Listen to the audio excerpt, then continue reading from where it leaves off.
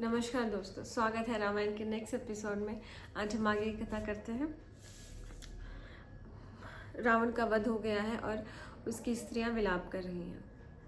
महाबली श्री राम के हाथों रावण के मारे जाने का समाचार सुनकर शोक से पीड़ित राक्षसियां अंतपुर से बाहर निकली। युद्ध क्षेत्र में पहुंच और अपने पति को रणभूमि की धूल में पड़ा देख वे उसके शरीर पर वैसे ही धड़ाम से गिर पड़ी जैसे कटी हुई वन लता धड़ाम से गिर पड़ती है। मतलब सारी पत्नियां युद्ध क्षेत्र में आ गई। तब उन्हें समाचार मिला कि अरे रावण तो मर गया। भागी भागी आई, उसके ऊपर पड़ के उस विलाप करने लगे। उनमें से कोई बड़े आदर के साथ उससे लिपट गई, कोई उसके पैरों से लिपट गई और कोई उसके कंठ को पकड़कर रोने लगी। कोई अपनी दोनों भुजाएं फैलाकर भूमि पर लौटने लगी और कोई उस वध किए हुए रावण का मुख देखकर मूर्छित हो गई। कोई उसके सिर को अपनी गोद में रख और उसके मुख को देख देख कर रोने लगे और आंसुओं से उसका मुख ऐसे भिगोने लगी जैसे ओस की बूंदें कमल को भिगोती हैं। इस प्रकार शोक से पीड़ित वे सब रावण को भूमि पर पड़ा हुआ देख बड़े जोर से चिल्लाकर रोने और विलाप करने लगे। जिसने इंद्र और यम को भी युद्ध में संतत हरा दिया था, जिसने गंधर्वों, ऋषियों और बड़े बड़े देवताओं को भी भयभीत कर दिया था, वही आज युद्ध में मारा जाकर रणभूमि में पड़ा सो रहा है। तो बताइए, जो ऋषियों को और देवताओं को भयभीत करेगा, उन्हें परेशान करेगा, उसका तो मरना निश्चित है ना। इस प्रकार विविध प्रकार से विलाप करते हुए स्त्रियां रो रही थी। कल्पनातीत काम करने वाले श्री राम के हाथों अपने पति रावण को मरा देख कर पट रानी मंदोदरी दुखी हो विलाप करने लगी। सो उसकी सबसे प्रमुख जो पत्नी थी मंदोदरी, वो भी उस विलाप करने लगी। हे महाभाग, हे कुबेर के छोटे भाई, हे जगत विख्यात, जब तुम क्रोध करते थे तब इंद्र भी तुम्हारे सम्मुख खड़े होने से भयभीत होता था। हे जग विख्यात ऋषि, ब्राह्मण, प्रसिद्ध गंधर्व और बड़े बड़े चारण तुम्हारे क्रुद्ध होने पर दशों दिशाओं में भाग जाते थे। अब ये कर तो रही है उसकी प्रशंसा, पर ये कितनी बुरी बात है। ऋषि, ब्राह्मण, गंधर्व, उससे क्रुद्ध होकर दसों दिशाओं में भागना पड़ता था उन्हें। ऐसे पराक्रमी आप आज राम नामक साधारण मनुष्य के द्वारा संग्राम में पराजित होकर क्यों नहीं लजाते? क्यों आपको लज्जा नहीं आती? एक साधारण मनुष्य से आप हार गए। हे राक्षस श्रेष्ठ, इसका क्या कारण है? अब वो पूछ रही कि इसका क्या कारण है, बताइए मुझे। मैं तो समझती हूँ कि आपने अपनी इंद्रियों पर विजय प्राप्त करके तीनों लोगों पर विजय पाई थी। अतः आपकी इंद्रियों ने उस बैर का स्मरण कर अब तुम्हें परास्त किया है। मतलब रावण ने अपनी सारी इंद्रियों पर काबू पा लिया था ना, तो उसकी इंद्रियां बुरा मान गई और उसी वैर को दिखाने के लिए उन इंद्रियों ने उसको परास्त कर दिया। बात भी सही है। जब उसको इंद्रियों ने काबू कर लिया था, रावण ने इंद्रियों को काबू कर लिया था, तो वो राजा बन गया। लेकिन जब वो सीता को देखने गया उधर, तो उसकी इंद्रियों को थोड़ा सा रावण के मन में लालच दिखा और फिर उस इंद्रियां सारी उसके ऊपर हैवी होगी और जिसके वजह से काम वासना उत्पन्न हो गई रावण की और सीता का हरण कर लिया। और उसकी सारी जो इंद्रियां वो खुश होगी कि अब तो इसका सर्वनाश पक्का है, क्योंकि इसने पर स्त्री को उठा लिया है। मैंने आपसे पहले ही कहा था कि आप श्री राम से वैर मत करो, परंतु आपने मेरी बात नहीं मानी। आज आपको उसी का फल मिला है। सीता पृथ्वी से भी बढ़कर क्षमाशील, समस्त संपदाओं की अधिष्ठात्री देवी और पतिव्रता है। हे स्वामी, निश्चय ही आप उस पतिव्रता की तप रूप अग्नि से भस्म हो गए। देखिए मंदोदरी ने कितनी सुंदर बात की है कि सीता तो बहुत ही क्षमाशील है? वो देवी है, उसकी जो पतिव्रता की जो शक्ति है, उसकी वजह से आप आज युद्ध में हार गए और आपकी मृत्यु हो गई। संसार में बिना कारण के कोई भी नहीं मरता, सो यह सीता ही आपकी मृत्यु का कारण बनी है। देखिए, सबको समझ आ रहा था कि सीता ही रावण की मृत्यु का कारण बनेगी, लेकिन कोई इसको समझा नहीं रहा था। समझा भी रहे थे तो विभीषण ने समझाया, जब वो नहीं समझा तो विभीषण उससे दूर चला गया। जब अगर ऐसा ही उसका बेटा इंद्रजीत करता, ऐसा ही उसकी पत्नी मंदोदरी करती, तो शायद उसे अपनी गलती का एहसास हो जाता। लेकिन उसको लगा कि सिर्फ विभीषण ने तो छोड़ के गया है, और तो सारे मेरे बेटे मेरे साथ हैं, मेरी पत्नी मेरे साथ है, अगर कुछ गलत होता तो ये सब भी मुझे छोड़ के चले जाते। तो इससे क्या है ना, जब भी आपको गलत चीज़ें दिखे तो उसे तुरंत छोड़ देना चाहिए, उसका तुरंत विरोध करना चाहिए। अगर आप नहीं करते तो वो इंसान फिर ये समझ लेता, हाँ मैं तो ठीक ही कर रहा हूँ, कोई कुछ तो कह नहीं रहा मुझे। लेकिन देखिए, इसमें क्या है ना, अब आप ये सोचेंगे कि हम तो सुधारने की बात कर रहे हैं, किसी ने गलत काम किया उसे हम छोड़ के चले गए, या हम उसे कह रहे हैं तो हम उसे सुधारने की कोशिश कर रहे हैं। सुधारने की कोशिश नहीं करनी है जब तक हम खुद नहीं सुधर जाते हैं, तब तक हमारे अंदर इतनी आत्मबल नहीं हो जाता कि अगर हमने उन्हें सुधारने की कोशिश की और फिर उन्होंने उल्टा सीधा हमें कुछ कह दिया तो उससे हम दुखी हो जाएंगे। तो इस तरह से आपको सुधारने की कोशिश नहीं करनी, लेकिन आपको उसको ये दिखाना है कि भाई तू ये काम कर रहा है ना, ये गलत है, इसको सुधार लो। मतलब जो अपना क्या बोलते हैं उसको, कि हम उन्हें स्वीकार नहीं कर रहे हैं, उनके कार्य को, उनके बुरे कार्य को हम स्वीकार नहीं कर रहे हैं, हम उसकी प्रशंसा नहीं कर रहे हैं, और हम अपना असहमति दिखा रहे हैं तुम्हारे इस कार्य के प्रति। तो इतना हम कर सकते हैं ताकि उसे अपनी गलती का एहसास हो। सीता तो अब आनंद पूर्वक श्री राम के साथ विहार करेगी, और हद भाग्य में अब घोर शोक सागर में गिर गई कि भाई सीता तो मजे करेगी, है या सुख से जीवन व्यतीत करेगी, और मैं रावण अपने पति के मरने पर विलाप करूंगी। अब पता नहीं मुझे लंका में रहने भी देंगे या नहीं।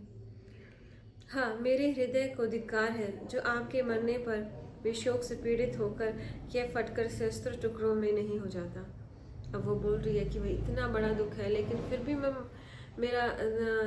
मुझे हार्ट अटैक नहीं आ रहा, मेरा हार्ट फेल नहीं हो रहा, ये तो लज्जा की बात है मेरे ऊपर। इस प्रकार विलाप करती हुई और आंखों से आंसू बहाती हुई मंदोदरी स्नेह के कारण घबराकर मूर्छित हो गई। तो ये सब बातें करते करते वो मूर्छित हो गए। उधर मंदोदरी आदि विलाप कर रही थी, इधर इसी बीच श्री राम ने विभीषण से कहा, अब तुम स्त्रियों को समझा बुझा कर लंका में भेज दो और अपने भाई का अंत्येष्टि संस्कार करो। सही बात, अब वो मर गया तो उसका अंतिम संस्कार कीजिए आप। श्री राम के ऐसे वचन सुन धर्मात्मा विभीषण ने श्री राम के हृदयगत विचारों को जानने के लिए कुछ देर सोच विचार कर नम्रता पूर्वक और धर्मार्थ युक्त ये वचन कहे, महाराज, आप अपने धर्म वर्त का परित्याग करने वाले क्रूर, अत्याचारी, मिथ्यावादी और परस्त्रीगामी इस रावण का अंत्येष्टि संस्कार करना मुझे उचित नहीं। ऐसे घटिया इंसान का कौन अंतिम संस्कार करेगा।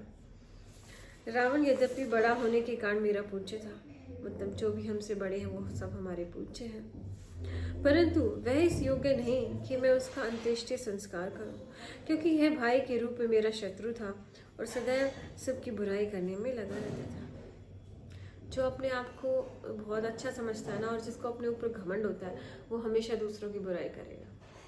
ये बात आप देख लीजिएगा। तो इसलिए जब भी आप दूसरों की बुराई करना छोड़ दो, या आपका मन ही ना करे दूसरों की बात करने का, उनके प्रति कुछ बुरा बोलने का, तो इसका मतलब आप समझ लीजिए कि आप स्थिरता की ओर जा रहे हैं, आप एक अच्छे इंसान बनने की तरफ जा रहे हैं, आपका मन शांत होता जा रहा है, आप उन्नति कर रहे हैं, ठीक है, और आपका घमंड है जो वो कम होता जा रहा है और आपका उत्थान होता जा रहा है, आप ईश्वर के उतने ही करीब जा रहे हैं। हे राम, इसका अंतिम संस्कार न करने पर संसार के लोग पहले मुझे निष्ठुर और हृदयहीन कहेंगे, परंतु इस रावण के बड़े बड़े दुर्गुणों को सुन वे ही लोग मेरे इस कार्य की प्रशंसा करेंगे। ऐसे दुष्ट का अंत्येष्टि संस्कार न करना ही अच्छा है। अब भी लोग उसका अंतिम संस्कार करते रहते हैं, रावण को जलाते रहते हैं। तो सबको पता है कि रावण बुरा है, लेकिन रावण के ही जैसा बने रहते हैं आजकल। यही तो हो गया है, सबको लंका जैसी सोने का महल चाहिए। सब अपने घरों पर इतना खर्चा करते हैं, फिर अच्छे से तैयार तुर होकर सोचते हैं 2-3 पत्नियां हों, फिर कोई दूसरी पत्नी अच्छे से दिख जाए उसको फंसाने की कोशिश करते हैं। मतलब व्यभिचार चल रहा है, वन नाइट स्टैंड कर ले किसी के भी साथ। तो वो सब रावण के ही जैसे ही बनते जा रहे हैं। चलिए आगे देखते हैं। धर्मात्माओं में श्रेष्ठ वाक्य विशारद श्री राम विभीषण से इन वचनों को सुन परम प्रसन्न हुए और वाक्य चतुर विभीषण से बोले, राक्षेश्वर, आपकी सहायता से मैंने रावण पर विजय प्राप्त की है। अतः अब मुझे भी आपका प्रिय कार्य करना है, आपको राज सिंहासन पर बैठाना है। अतः जो आप बात तुम्हारे लिए उचित और हितकर होगी वह भी मैं तुमसे अवश्य कहूँगा। कि भाई देखो विभीषण, ठीक है, लेकिन मुझे अपना वचन निभाना है, तुझे राज्य सिंहासन पर बैठाना है, और जो तेरे हित में कार्य है, हित में बात है, वो मैं ज़रूर कहूँगा, क्योंकि मेरा कर्तव्य है। यद्यपि यह रावण पापी और मिथ्यावादी था, तथापि यह बलवान, तेजस्वी और शूरवीर था और युद्ध में कभी पराजित नहीं होता था।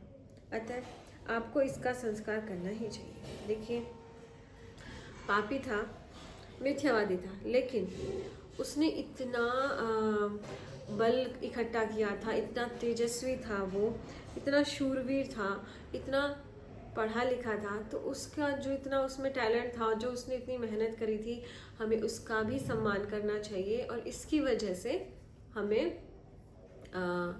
उसका अंतिम संस्कार करना चाहिए। देखिए, गलतियाँ सबसे हो जाती हैं, हमसे क्या होती नहीं है गलतियाँ।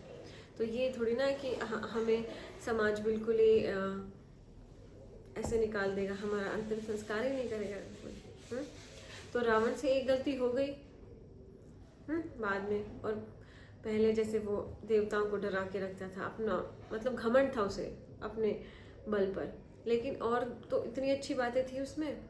उसने दूसरों को प्रेरित किया कि इतनी तपस्या करी, इतनी भक्ति में लीन हुआ कि वो हमें एग्जाम्पल दे रहा है कि भाई हाँ, अगर हम चाहें तो हम कुछ भी कर सकते हैं। वो मोटिवेट करता है हमें कि भगवान की भक्ति से हम कितना कुछ कर सकते हैं। तो वही है, तो जो उसमें टैलेंट है उसका भी हमें सम्मान करना चाहिए और उसका अंतिम संस्कार करना चाहिए। जब तक मनुष्य जीवित होता है तभी तक उसके साथ वैर रहता है, मरने पर वैर भी समाप्त हो जाता है। यह मर चुका है और हमारा प्रयोजन भी पूरा हो गया है। अब तो यह जैसा तुम्हारा भाई था वैसा ही मेरा भाई भी है, अतः अब तुम इसका सम्मान पूर्वक अंत्येष्टि संस्कार करो। हे धर्मज, तुम्हारे हाथ से रावण का विधि पूर्वक दाह संस्कार होने से तुम यश के भागी बनोगे, और जैसा अगर तुम ऐसा करोगे तो तुम्हें तो यश प्राप्ति होगा कि भाई के मरने के बाद उसका इतना सम्मान किया उसने। श्री राम के इस उदार वचन को सुन विभीषण शीघ्रतापूर्वक अपने भाई की मद मर्यादा के अनुरूप उसके अंतिम संस्कार की तैयारी में लग गए। चंदन, खस आदि सुगंधित लकड़ियों की चिता बनाई गई और रावण के मृतक शरीर को उस पर रख वैदिक विधि से उसका अंत्येष्टि संस्कार किया गया। अंत्येष्टि संस्कार के पश्चात श्री राम ने अपने समीप बैठे हुए महापराक्रमी और तेज से देवमान लक्ष्मण जी से कहा, हे सौम्य, अब तुम लंका में जाकर मेरे स्नेही भक्त और पूर्वोपकारी विभीषण को राज सिंहासन पर अभिषिक्त करो। क्यों कहा उसने लक्ष्मण से ऐसे? क्योंकि वो खुद किसी राज्य में प्रवेश नहीं कर सकते थे, क्योंकि उनको वनवास मिला हुआ था। हे सौम्य, यह मेरी परम कामना है कि मैं रावण के छोटे भाई विभीषण को लंका के राज सिंहासन पर अभिषिक्त देखूं। जब महात्मा श्री राम ने ऐसा कहा तब लक्ष्मण जी ने बहुत अच्छा ऐसा कहकर एक सुवर्ण कलश उठाया और उसे शीघ्रगामी और महापराक्रमशाली शेष वानरों के हाथ में देकर कहा, इसमें समुद्र का जल ले आओ। ये महाबली वानर अत्यंत शीघ्रता से वहां से गए और समुद्र का जल लेकर तुरंत ले आए। तब लक्ष्मण जी ने कलश को लेकर लंका में जा विभीषण को राज सिंहासन पर बिठा समुद्र जल से उसका अभिषेक किया। श्री राम के आदेशानुसार धर्मात्मा लक्ष्मण ने लंका में वहां के राक्षसों की उपस्थिति में सुहृदय से घिरे वे शुद्ध आत्मा विभीषण का वैदिक मंत्रों से राज तिलक किया। राक्षेंद्र विभीषण को लंका के राज सिंहासन पर अभिषिक्त हुआ देख विभीषण के मंत्री और विभीषण के भक्त राक्षस लोग अत्यंत प्रसन्न हुए। उधर विभीषण श्री राम द्वारा प्रदत्त इस महान राज्य का प्राप्त कर प्रजा को धैर्य एवं सांत्वना प्रदान कर श्री राम के पास पहुंचे। विभीषण के वहां पहुंचने पर श्री राम ने अपनी बगल में खड़े पर्वत के समान ढील ढोल वाले वीर हनुमान से कहा, हे सौम्य, तुम महाराज विभीषण से आज्ञा मांगकर लंकापुरी में जाओ और मेरी विजय का संवाद सुनाकर सीता को आनंदित करो। हे बोलने वालों में श्रेष्ठ, मेरा लक्ष्मण का और सुग्रीव का कुशल समाचार सुनाकर सीता जी से यह भी कह देना कि मैंने रावण को मार डाला है। हे हरीश्वर, तुम सीता जी को यह प्रिय संवाद सुनाओ और उसका संदेशा लेकर यहाँ लौट आओ। पवन पुत्र हनुमान जी का इस प्रकार राम का आदेश पाकर जब लंका में पहुंचे तब राक्षसों ने उसका खूब आदर सत्कार किया। अब तो करेंगे ही, क्योंकि जो सारे अच्छे राक्षस थे वो बच्चे जो विभीषण को मानते थे वो बचे हुए हैं। माँ तेजस्वी हनुमान ने रावण की अशोक वाटिका में प्रविष्ट होकर देखा कि स्नान आदि रहित मैली कुचैली मृगी के समान भयभीत एवं उदास तथा राक्षसों से घिरी हुई सीता जी एक अशोक वृक्ष के नीचे बैठी हुई है। यह देख हनुमान जी चुपचाप उसके समीप गए और शीश झुका विनम्र हो प्रणाम कर खड़े हो गई। महाबली हनुमान को आया देख सीता जी थोड़ी देर तो चुप रही, तत्पश्चात उन्हें पहचान कर वे प्रसन्न हो गई। कपिश्रेष्ठ हनुमान जी सीता के सौम्य प्रसन्न मुख को देखकर उन्हें श्री राम का समस्त संदेश सुनाने लगे। हे विदेही, सुग्रीव और लक्ष्मण सहित श्री राम कुशल पूर्वक है। शत्रुहंता एवं सफल मनोरथ श्री राम ने शत्रु को मारकर आपसे कुशल संवाद कहा है। हे देवी, श्री राम ने वानरों को साथ ले विभीषण की सहायता और लक्ष्मण की नीति चातुर्य से रावण को मार दिया है। हे देवी, मैं आपको प्रिय संदेश सुनाकर पुनः पुनः आनंदित कर रहा हूँ। वह संदेश कौन सा है? श्री राम ने कहा है, हे पतिव्रता, यह बड़े सौभाग्य की बात है कि तुम जीवित हो, अन्यथा मेरी विजय व्यर्थ हो जाती। अपने पराक्रम से हमने युद्ध में विजय प्राप्त की है। हे सीते, हमने लंका पर विजय पा ली है। रावण रूपी शत्रु मार दिया गया है और लंका जीत ली गई है। अतः तुम अपने मन की व्यथा को दूर कर प्रसन्न हो जाओ। अब रावण के महल में रहते हुए भी आपको घबराना नहीं चाहिए, क्योंकि लंका का राज्य अब विभीषण को सौंप दिया गया है। अतः अब तुम निश्चित हो जाओ और ऐसा समझो कि तुम अपने ही घर में हो। जब हनुमान ने इस प्रकार कहा तब पतिव्रता धर्म स्थित सीता ने हर्ष के मारे गदगद वाणी से अत्यंत हर्षित होकर कहा, हे वानर, हे सौम्य, मुझे सारी पृथ्वी पर कोई ऐसी वस्तु दिखाई नहीं देती जो तुम्हारे समान प्रिय संवाद सुनाने वाले को दी जा सके। मतलब तुमने इतनी अच्छी बात सुनाई कि मैं तुम्हें क्या इनाम दूँ ये मैं सोच ही नहीं पा रही हूँ। सोना, चांदी, विविध प्रकार के रत्न अथवा त्रिलोकी का राज्य भी इस प्रिय एवं सुखद संवाद को सुनाने के बदले में उचित पुरस्कार नहीं हो सकता। जब सीता ने इस प्रकार कहा तब सीता के सम्मुख खड़े हुए हनुमान ने हाथ जोड़कर यह उत्तर दिया, हे पति के प्रिय, हित में तत्पर हो रहने वाली, हे पति का विजय चाहने वाली, इस प्रकार के स्नेह भरे वचन आपके ही योग्य हैं, आप ही कह सकती हैं। हे सौम्य, आपके ये सारयुक्त और स्नेह शक्ति वचन केवल विविध प्रकार के रत्नों से ही नहीं अपितु स्वर्ग के राज्य से भी कहीं अधिक बढ़ चढ़कर मूल्यवान है। तो अब हनुमान जी भी बोल रहे हैं कि आप मुझे इतने जो मधुर वचन बोल रहे हैं ये किसी हीरे मोती से बढ़ के थोड़ी ना है। अब आप ये देखिए, कोई आपको पैसे दे जाए लेकिन वो आपसे इतनी गंदे से बात करे तो क्या आप वो पैसे लोगे? नहीं लेंगे ना। कहने का तात्पर्य ये है कि आपके पास धन दौलत है लेकिन आपके पास अगर अच्छा स्वभाव नहीं है, आपको बोलने की कला नहीं आती, आप मधुर वचन नहीं बोल सकते किसी को, तो वो सब व्यर्थ है। और हमें अच्छे अच्छे शब्द बोलने की प्रैक्टिस कब होगी? जब हम अच्छी अच्छी पुस्तकों को पढ़ेंगे, तब हमें वो चीज़ अपने आप अपने मुख पर आ जाती है। मुझे तो एक ही पुरस्कार चाहिए, वह क्या है? हे देवी, यदि आप आज्ञा प्रदान करें तो मैं इन सब राक्षसियों को जो पहले आपको डराती धमकाती थी मार डालूं। हनुमान जी भी ना सुधरेंगे नहीं। वो बोलने कि भाई तब तो आपने आज्ञा नहीं दी थी, अब मुझे आज्ञा दे दी। इंसान जैसे रावण को मार दिया है ना, ऐसे जिन राक्षसियों ने आपको धमकाया है उन सबको मैं मार डालता हूँ। मैं इन राक्षसियों को घुटनों से रगड़कर मारना चाहता हूँ, दांतों से इन्हें काटना चाहता हूँ, इनके बालों को नोच नोच कर उखाड़ना चाहता हूँ और इनके नाक कानों को खाना चाहता हूँ। आपको सताने वाली इन सूखे मुख वाली राक्षसों का नखों से विदर्ण कर तथा ऊपर उछाल उछाल कर और भूमि पर पटक पटक कर मारना चाहता हूँ। किसी को भी गुस्सा आ जाएगा ना। जब हनुमान जी ने जनक नंदिनी सीता से इस प्रकार कहा, तब यशस्विनी सीता जी ने हनुमान से ये धर्मयुक्त वचन कहे, हे वानर श्रेष्ठ, राज सेवा एवं प्रायश्चित अतः उसकी आज्ञा का पालन करने वाली दासियों पर भला कौन क्रोध करेगा? अब उसने बताया कि भाई ये तो अपनी ड्यूटी कर रही थी, ये अपने मन से मुझे थोड़ी ना सता रही थी।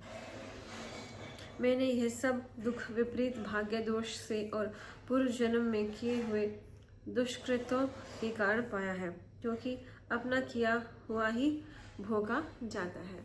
अब हनुमान को समझाते हुए बोल रहे हैं कि इनमें इसका कोई दोष नहीं है, शायद मेरे ही भाग्य में मैंने पिछले जन्मों में बुरे कर्म किए होंगे जिसका मुझे फल मिल रहा है। हे वानरोत्तम, इन राक्षसियों ने रावण की आज्ञा से ही मुझे सताया था, अब उसके मारे जाने पर ये भी मुझे नहीं डराती डपती कि मुझे नहीं डराती हैं अब, क्योंकि रावण की आज्ञा थी ना पहले, अब तो रावण ही चला गया है, तो अब ये क्यों मुझे इस तरह से सताएंगी? इस विषय में क्षमा ही उचित है। हे कपे, एक प्राचीन कथा है कि एक शिकारी व्याघ्र के भय से एक वृक्ष पर चढ़ गया जिस पर एक रीछ पहले ही बैठा था। उस समय रीछ ने व्याघ्र को जो श्लोक सुनाया था, मैं वह श्लोक तुम्हें सुनाती हूँ, सुनो। दूसरे के बुरे काम देखकर उसकी प्रति बुरा बर्ताव करना उचित नहीं। प्रत्येक मनुष्य को अपने आचार की रक्षा करनी चाहिए, क्योंकि आचार ही श्रेष्ठ पुरुषों का आभूषण है। देखिए कितनी सुंदर बात की गई है कि दूसरे के बुरे काम देखकर उसके प्रति बुरा बर्ताव नहीं करना चाहिए। अभी कोई बुरा व्यवहार कर रहा है, हम भी उसके साथ बुरा व्यवहार करेंगे तो ये उचित नहीं है, जबकि उसे हमें सिर्फ इग्नोर करना है, ताकि उसको पता चले कि भाई देखो मैं इतना बुरा काम कर रहा था, इसलिए सब मेरे को इग्नोर कर रहे हैं और कोई भी मुझसे बात नहीं कर रही है, मतलब उसे गलती का एहसास दिलाना है। जबकि प्रत्येक मनुष्य को अपने आचार की रक्षा करनी चाहिए, अपने स्वभाव की रचना करना चाहिए, क्योंकि आचार ही श्रेष्ठ पुरुषों का आभूषण है। अभी देखिए आपके पास कुछ भी नहीं है अपना, सब आपने कहीं से आपको मिला है, धन दौलत ये सब आपने कमाई है, लेकिन एक चीज़ आपकी है, वो क्या है? आपका आचरण, जो आपको अच्छा बनाता है। आपकी धन दौलत आपको अच्छा नहीं बनाती है, आपका जो आचरण है वो अच्छा बनाता है। कुछ लोग आपसे बात करना चाहेंगे, आपकी दौलत की वजह से सब डर कर आपका सम्मान तो कर लेंगे, आपसे डरे रहेंगे, लेकिन पीठ पीछे आपकी बुराई करेंगे। लेकिन आपका आचरण एक ऐसी चीज़ है जो आपको पीठ पीछे आपकी बुराई करने से रोक सकता है। सब पीठ पीछे भी आपको बहुत बहुत अच्छा बोलेंगे, क्यों? क्योंकि वो आपके आचरण से प्रेम करते हैं और ये सोचते हैं कि भाई देखो कितना मीठा बोलती है, ये कितने अच्छे से रहती है, सबका सम्मान करती है, तो वो आप जैसा बनना चाहेंगे। तो ये है आपकी असली दौलत, ये है आपका आभूषण, जो आपको लोगों के सामने और लोगों के आपके पीठ पीछे और आपके सामने दोनों टाइम आपकी जो प्रशंसा करवाता है, आपका आचरण। हे वानर, चाहे कोई पापी हो या धर्मात्मा अथवा वध करने योग्य ही क्यों न हो, परंतु आर्यजन को उस पर दया ही करनी चाहिए, क्योंकि अपराध किससे नहीं होता। जब सीता जी ने इस प्रकार कहा, तब वाक्य चतुर हनुमान जी ने उत्तर दिया। राम पत्नी ने यशस्वी सीता जी से कहा, हे देवी, ठीक है, आप सही हैं, अंततः है तो आप श्री राम की यशस्विनी धर्म पत्नी, कि भाई आप तो राम जैसी ही बातें करेंगे, उनकी पत्नी हो ना। अच्छा, अब मैं श्री राम के पास लौटना चाहता हूँ, अतः आप मुझे प्रत्युत्तर में अपना संदेश दीजिए। कि मैंने आपको संदेश दिया, आप मुझे अपना संदेश दे दीजिए। जब हनुमान जी ने ऐसा कहा तब जनक नंदिनी सीता ने हनुमान जी से कहा, हे वनरोत्तम, आप उन्हें मेरा यह संदेश पहुंचा दीजिएगा कि मैं अपने पति के दर्शन करना चाहती हूँ। सीता जी का यह कथन सुन महाकांतिमान पवन पुत्र हनुमान जी ने सीता को हर्षित करते हुए कहा, हे आर्य, लक्ष्मण तथा मित्रों सहित उन पूर्णिमा के चंद्र समान मुख वाले श्री राम के दर्शन आप आज ही इस प्रकार करेंगे जिस प्रकार सची ने अपने पति देवराज इंद्र के दर्शन किए थे। साक्षात लक्ष्मी की भांति शोभ्यमान सीता जी से इस प्रकार कहकर महावेगवान हनुमान जी श्री राम के पास लौट आए। तो इस तरह से हमने देखा कि पूरा संवाद हुआ। तो कल राम और सीता जी का मिलन हो जाएगा और हम भी आपके साथ सुनेंगे ये सब। तो आज के लिए इतना ही। बहुत बहुत धन्यवाद।